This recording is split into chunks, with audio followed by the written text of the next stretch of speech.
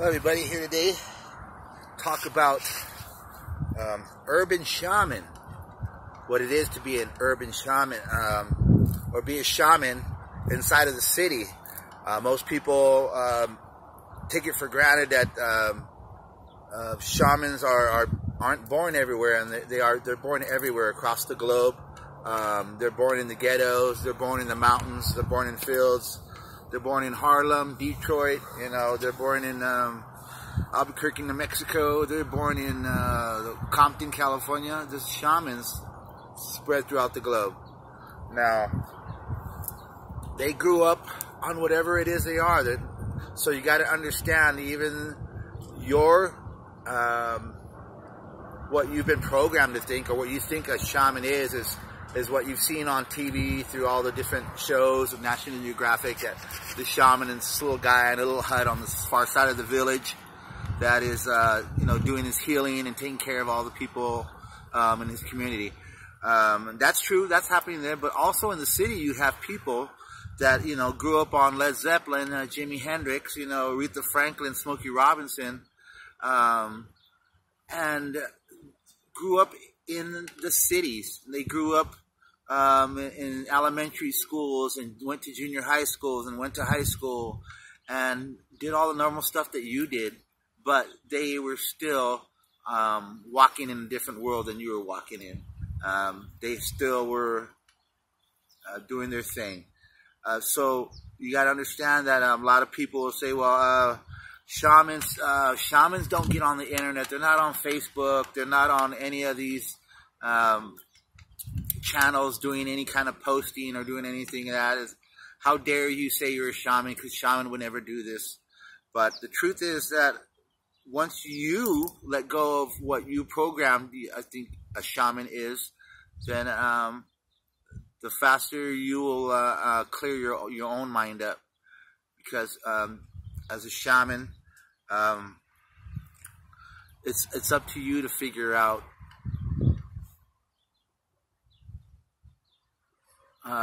if you believe that he is true to what his calling is. It's up to you to figure out if he is the person or she is the person they claim to be.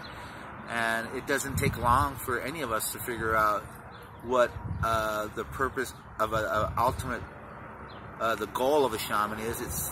It's not money oriented at all.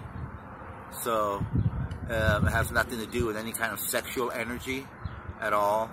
It only has to do with healing and taking care of others. So if you've been programmed most of your life to think that a shaman is a special person that lives out on the far side of town or anywhere, but they could be anywhere around you. So you have to not dismiss when somebody comes on the internet and says, hey, I'm a shaman, or a female, or especially a young female. They have it the worst. For a young female to come out and say, I'm a shaman, wow, you got to respect that. Just respect that alone. Doesn't matter just that she's there saying that.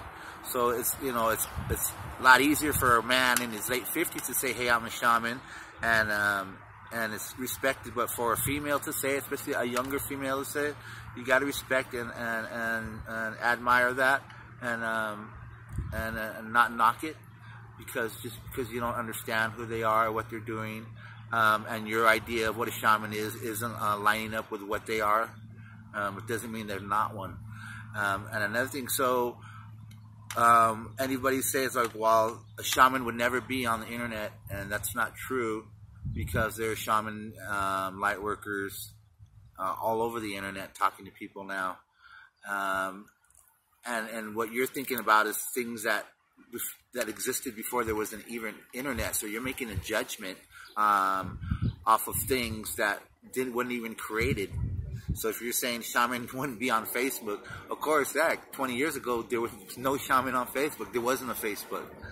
So to say that now that all these types of people, like a shaman, would have access to a phone and internet, that they wouldn't say hello, or they wouldn't reach out, they wouldn't acknowledge their presence, but they are. So you have to stop programming yourself to believe that a shaman wouldn't be open. Another thing is, there's a big difference probably when you're thinking is, well, a shaman is not a person that would come out, they're very humble, they're not open, they wouldn't say they're a shaman. But I think you have a confusion of what a monk is and what a shaman is, and the two different values of what they do. A monk is very reserved, very humble, only speaks when spoken to, doesn't seek to go and heal. They stay in a place and offer prayer if you were to come to them. On the other hand, a shaman is totally different, where they grew up not disciplined in a religious setting.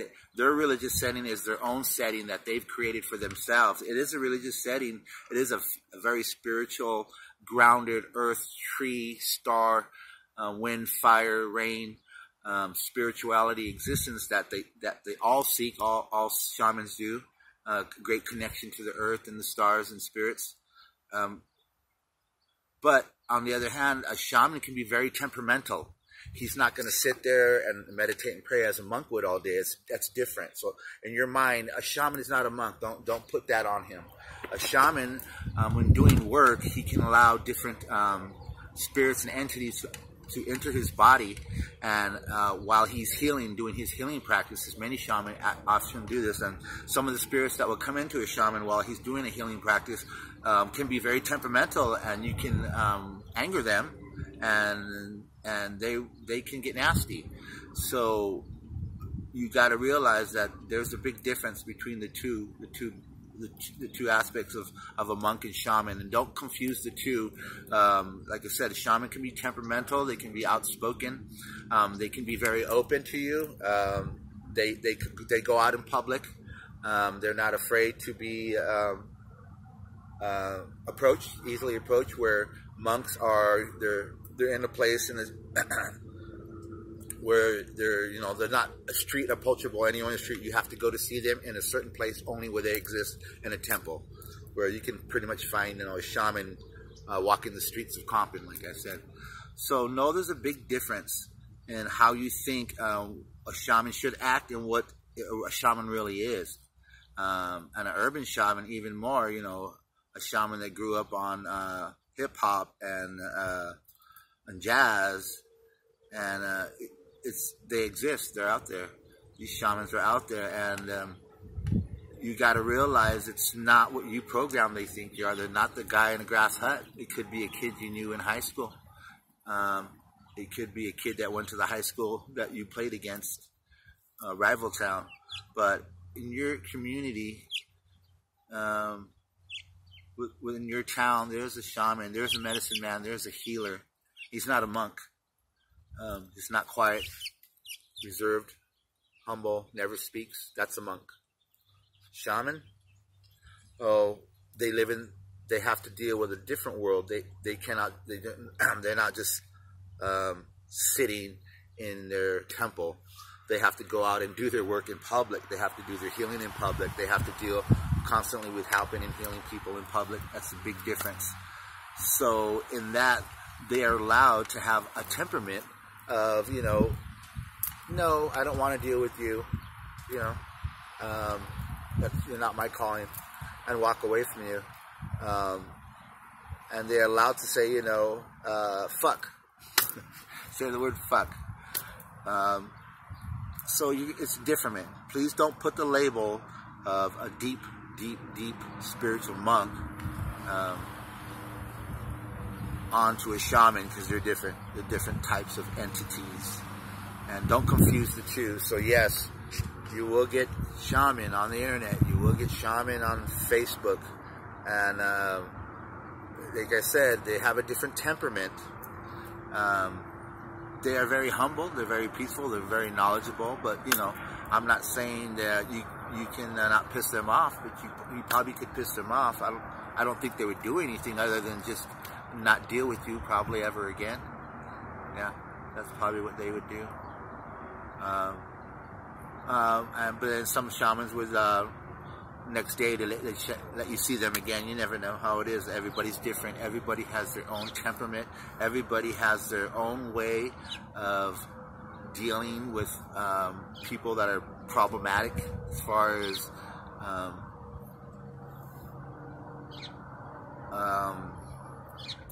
attack on a shaman, or people that would try to discredit us or attempt to